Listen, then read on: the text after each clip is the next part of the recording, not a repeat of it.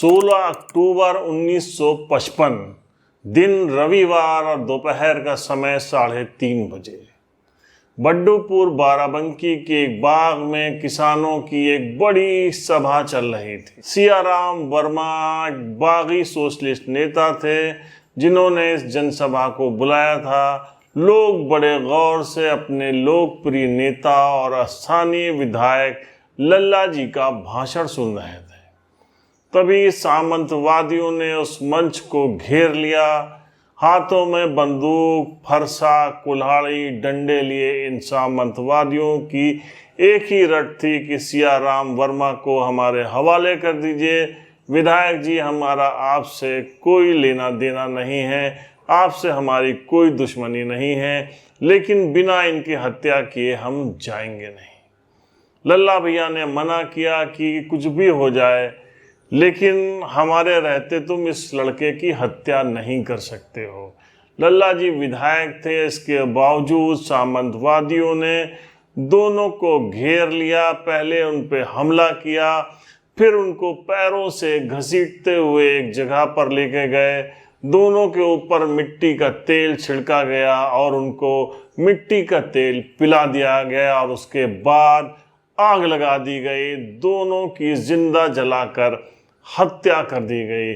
जिस वक्त ये हत्या हुई, लल्ला जी विधायक थे और लखनऊ में सदन चल रहा था। क्यों की गई इन दोनों की हत्या, ये सनसनीखेज वारदात के पीछे किसका हाथ था, आज की कहानी में यही खास। मैं हूं परवेज अहमद, अभिवादन स्वीकार। आजादी के संघर्ष करने वालों में लल्ला जी का बड़ा नाम था। 6 साल तक अवध शरण वर्मा उर्फ लल्ला जी ने अंग्रेजों की जेल में यातनाएं झेली थी।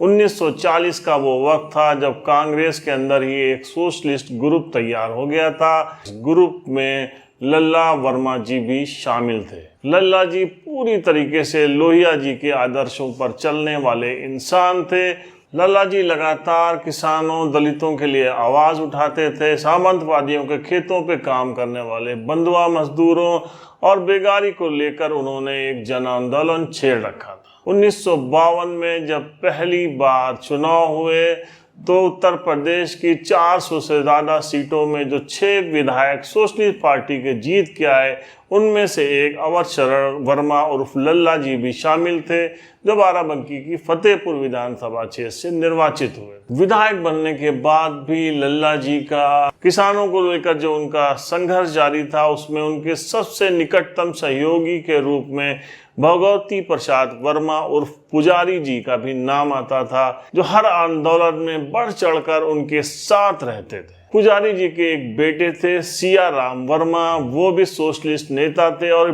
बागी के तौर पर जाने जाते थे। कहा जाता है कि एक बार कहीं किसी बड़ी यात्रा के ऊपर जब पुजारी जी को जाना था तो उन्होंने लल्ला जी से कहा कि मैं अपने बेटे को आपके हवाले करके जा रहा हूँ। इसी दौरान 16 अक्टूबर को बड्डूपुर में जो जनसभा बुलाई गई थी, वो सियाराम वर्मा ने बुलाई थी। लल्ला जी जब वहाँ जा रहे थे तो उनको बहुत से शुभचिंतकों ने आगाह किया था कि बड्डूपुर में उस जनसभा में जाना किसी खतरे से कम बात नहीं थी।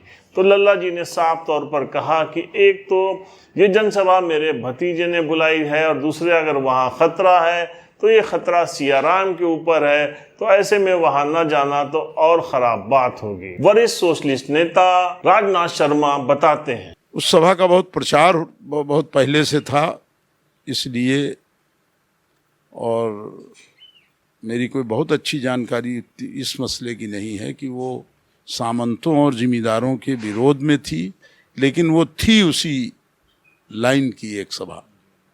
तो ये सामंत लोग जो वहाँ के थे, ये पहले से तैयार थे और उसमें सीतापुर के बगल में बाराबंकी, रामनगर, यहाँ तक के सब लोग इकट्ठा थे।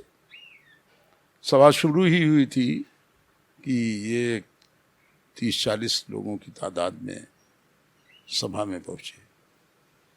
इनके सभा में पहुँचते ही अफरा तफरी का आलम हो गया और उन्होंने आवाज़ देकर कहा कि भाई देखिए, आप हमारा किसी से झगड़ा नहीं और लल्ला जी जैसे मतलब ईमानदार, निष्ठावान और भले आदमी से किसका झगड़ा हो सकता है। लेकिन हम आज सियाराम की हत्या करने आए। तो अल्लाह जी ने उनसे आग्रह किया कि आज आप ऐसा काम ना करें, और मैं सियाराम को समझाऊंगा, अगर किसी बात की आपकी नाराज़गी है तो ये खेद प्रकट करें, क्योंकि राजनीति में कोई निजी विरोध नहीं होता। एक समाज को बदलना है तो उसमें जो सामने आवेगा, घर का भी आदमी आवेगा तो बहरहाल वो लोग माने नहीं, और उन्होंने पहले तो बंदूकों से, लाठियों से हमला किया, और जब देर तक ये लोग मरे नहीं तो फिर मिट्टी का तेल डाल के जिंदा जला दिया गया। मंच पर नहीं, घसीट के ले गए बड़ी दूर, सभा स्थल से घसीट के ले गए और उनको फूंक दिया। फिर इनकी वहीं समाधियां बनी। बड़े इसमें मुख्य आरोपी कौन बनाए गए थे या उन लोगों को सजा हुई थी, क्या हुआ था इसमें? देखिए, भोला सिंह थे, बंगाली सिंह थे, ज़्यादातर राजपूत लोग थे, सबको सजा हुई साहब। ये एक अभूतपूर्व घटना थी कि उसमें सबको सजा हुई। जो दीक्षित जी थे, जो बाद में डीजीपी हुए,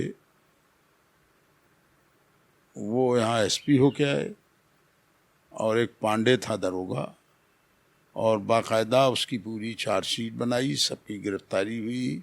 जब तक मुकदमे का फैसला नहीं हो गया तब तक ये लोग इसी जिले में बने रहे। अब तो मर जाता है रिश्ता ही बुरे वक्त में, अब तो मर जाता है रिश्ता ही बुरे वक्त में, पहले मर जाते थे रिश्तों को निभाने वाले। स्वर्गीय अवध शरण वर्मा जी यानी लल्ला जी। तो ये देखिए, बाराबंकी में एसपी और डीएम का जो यहाँ पे कार्यालय है, उसके बाहर, कलेक्ट्रेट के बाहर एक पार्क है जो अवध शरण जी के नाम से, उस पर लिखा हुआ है कि स्वतंत्रता संग्राम सेनानी, विख्यात किसान नेता, सामाजिक कुरीतियों के प्रबल विरोधी माने जाने वाले जन नेता, महात्मा गांधी के अनन्य अनुयायी डॉक्टर लोहिया जयप्रकाश नारायण, पंडित गोविंद बल्लभ भाई पंत सीबी गुप्ता के सहयोगी रहे, बड़े खास उनसे इनके रिश्ते थे। सन 1952 में फतेहपुर विधानसभा क्षेत्र से विधायक निर्वाचित हुए थे। जनपद के एक बहुत ही मशहूर चिकित्सक हैं डॉक्टर सुधीर वर्मा। सुधीर वर्मा कहते हैं कि बिल्कुल, ये मतलब एक हमने बताया कि ये एक बहुत ही अभूतपूर्व उदाहरण है।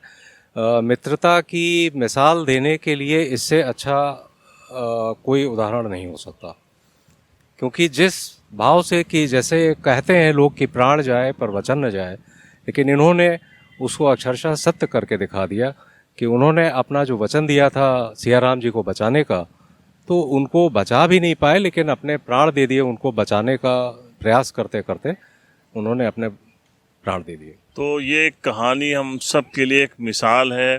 आज के दौर में जब जहाँ कोई इस टाइप से हमले होते हैं, लोग अपनी जान बचा के भाग जाते हैं, लेकिन अब ये पुराने लोग जो एक कह गए थे कि प्राण जाए पर वचन न जाए, तो ज़रूर हमको इनके कैरेक्टर से सीख लेनी होगी। बाराबंकी में यही नहीं, 2 और विधायकों की हत्या हुई थी। हम नेक्स्ट एपिसोड में आपको बताएंगे कि उसके क्या कारण थे। तो मिलते हैं एक नेक्स्ट एपिसोड में एक नई स्टोरी के साथ। अपना ख्याल रखिए। जय हिंद।